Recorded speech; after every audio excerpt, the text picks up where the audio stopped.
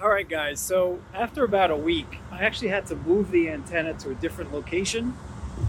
I got pointed in the opposite direction than where it originally was because the old tower that I was connected to only wanted to go to band 71. So I'm in the middle of watching Netflix, and all of a sudden my speed drops from about 300 down to about 30, 40, and ain't nobody got time for that. So you really have to play around with this placement. And even if the application tells you you have a worse signal strength or whatever, you still might get a better, stronger, and more reliable connection switching it to a different tower. I'll leave a link to Cell Mapper because that's where I went to figure out where the best antenna would be for me. But it's actually cold, so I got to go back downstairs. What's going on, YouTube? This is T-Mobile's home internet gateway, and it's something that I've been using for about a year and 3 months now. Ever since I gave Spectrum the curb, I've been a super happy camper. This is a service that I've been using, and I'm definitely one of the power users. I use anywhere from 1.2 to about 2 terabytes of data a month. T-Mobile is not happy about that, but I'll get into their policy changes in just a little bit. But one of the best things I ever did was kick Spectrum to the curb because their prices just kept going higher and higher. Well, with T-Mobile service, I was guaranteed 25 for life, but it seems that that policy is going to change as well. I'll talk to you about some policy changes and whatnot in a little bit. But one of the things that I've been really trying to get my hands on is T-Mobile's latest 5G gateway. And I've called them up countless times, I've tweeted them, I've gone to the store, and they're just not giving up that new gateway. And I actually get it. They have millions of users, I believe, and for them to swap out everybody's unit would just be too costly. But I still was trying to get my hands on it, and just to show you the ridiculousness of this demand for this unit, if we head over to the computer, if we check eBay, you can see the current bid is $310 for this gateway. That is just an insane amount of money. Do not pay $310 for this. Do not do that, guys. What you should do is, if you don't want to open up your gateway from T-Mobile, because if you do mess it up, they're going to charge you about 400 bucks. Go on eBay and buy someone's used one, and that's actually what I've done. So I have 2 of these units now. And I purchased an old unit, made sure it worked before I opened it up, and you can see the price is about $36. I paid $40 for a new gateway all in with shipping, and I added leads to it. And that's the second thing that I should have done a very, very long time ago. Other than kick Spectrum to the curb years and years ago, I've added antenna leads and I've put Waveform's 4x4 antenna on my roof. And I gotta tell you, it's increased my speed dramatically, and I'll give you some speed tests and whatnot a little bit later on. And adding these leads is not as hard as you think. I'm going to have a video explaining how to do it. I'll leave it down in my description below. It's going to be up in the next day or so. So I'm definitely going to show you how to do it. It's not really that difficult. It's not all that hard. And it's something that I put off because I thought it was going to be a little bit difficult. And I didn't want to really mess with T-Mobile's gateway because I didn't want to get charged 400 bucks. But then I thought, go on eBay, pick up a used one, mess with that one, and if I mess it up, I'm only out about 40. I'm not out 400. If we take a look at the Arcadia modem, the installation, you can see everything's pretty neat, pretty clean. And I'll show you what my setup looks like as well. It's a nice setup. I like how I've done it. The cable length from the Waveform antenna is about 30 feet, and it's actually a pretty thick cable. I had to drill a hole, a 3/4 hole, to run the wires through. So just to give you an idea of the thickness of the cable, I used a 3/4 drill bit to drill a hole up into my roof. So that just gives you an idea of the thickness of that cable. But it's well worth it, once again, if you want a little bit of speed increase and if you want to place this anywhere that you want to put it without having to worry about a decrease in speed if it moves just about an inch. I just want to talk to you about some of the changes that T-Mobile's doing because I'm not really super happy with it, and some of these changes might mean it's not worth it for a lot of people. I live in New York City, so thankfully I have a lot of towers to choose from. When I was putting up the antenna, I had about 4 towers that I could choose from, and I definitely pointed that antenna at all of those towers to try and get the best connection. But if you live somewhere out in the country and you have one antenna that's miles and miles and miles away, your results definitely will vary. The one way that I've found to test out if this is actually worth it for you guys is do a speed test on your phone if you have T-Mobile, and then cut that by about a third. And that's probably about the speed that you can expect with T-Mobile's home internet. So again, it depends where you live. It depends how many options you have when it comes to internet. A lot of people out there, I have a friend that lives in Delaware. She can't get any type of internet because she has one home and then the next neighbor is about 5 or 10 miles away. So internet services don't want to come to our house because it's not really cost efficient for them to run wires and run cables to one house and then have to go 10 miles to the next house. So that might be a reason why you pick up T-Mobile, AT&T, or Verizon's internet service that works over 5G. But to go back to the changes from T-Mobile, Their price now is about $60 a month for this. And again, it depends what your options are, but at $60 a month, my Spectrum bill was about $75.80, guaranteed 300 down or 500. I think I had 500 down. I think that's still a better option for $20 more, if I'm being quite honest with you guys, at $60 versus $80 for a coax cable that I can port forward, and I can do a whole bunch of things that I can't do with T-Mobile's home internet, like game if you're a gamer. That might make things a little bit more complicated for people. You might not even want to try their service. Now, another thing that T-Mobile's introduced, it's not really all that big of a deal. Many people aren't even going to hit this, but they've introduced a data cap with this, and a data cap doesn't mean you're going to get no internet after you hit this amount of data. It just means that you're going to get deprioritized, and that's the same with the phones. I get those messages all the time on my cell phone. You've used more than 50 gigabytes of data. You're going to get deprioritized during times of high congestion. You're going to get deprioritized during peak hours. And what does that mean, guys? That means for a little bit, you might notice a little bit of slowdown. On my cell phone, for example, if I go through Times Square or Herald Square or anywhere where there's a large amount of people, I do notice that deprioritization definitely kicks in, and my speeds are really slow during those congested times with that one congested tower. But once I leave the area where there's a bunch of people, my speeds go back up. And that's going to be the same with T-Mobile's home internet. If you do use more than 1.2 terabytes of data, you're just going to notice a little bit of a slowdown, maybe for an hour or two anyway. And if you have T-Mobile's home service, you already know that happens on the regular. So it's really not all of that big deal, but I just wanted to bring out those two different changes now with T-Mobile's internet. Data cap, $60 a month. You guys figure out if it's worth it or not. But this video is all about the Waveform 4x4 antenna, and I'm about to open up this chocolate because finally I found a decent space to put that antenna at.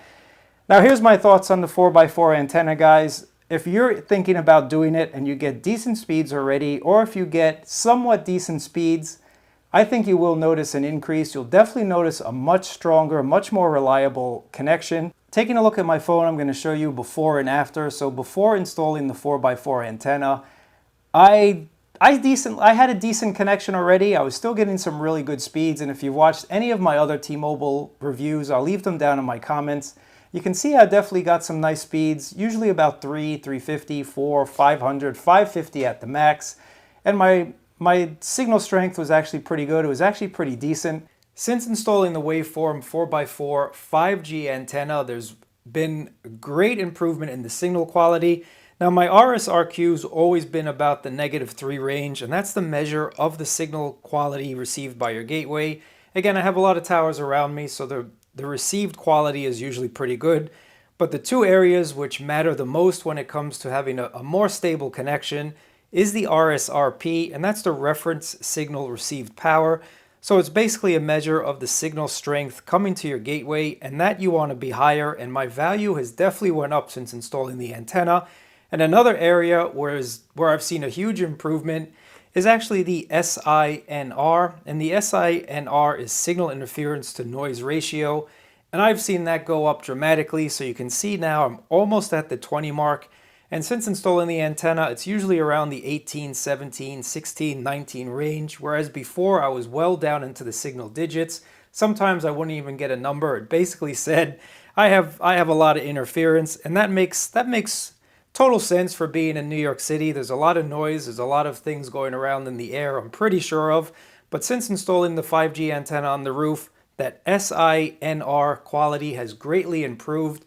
And that's where you're going to see the most increase in actual speed, is if you see that RSRP number go up and you see that SINR number go up. Of course, the RSRQ matters, but where I am, that was always a decent number. So again, this antenna will improve your metrics. Again, it depends where you live, it depends where you are, but for me, I've noticed a huge increase. And the ping has stayed about the same. The ping has generally been about the same, about 20 range, so that I did not notice much of a difference with.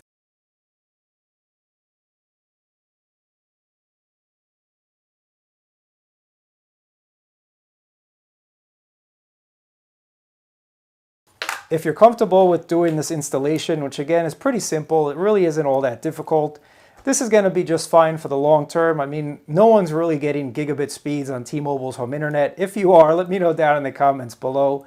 In any event, let me know what speeds you get down below, because for me, 100 up has been constant. and download right now since I've moved the antenna and placed it directly towards the tower. I'm getting about that 400 mark all the time.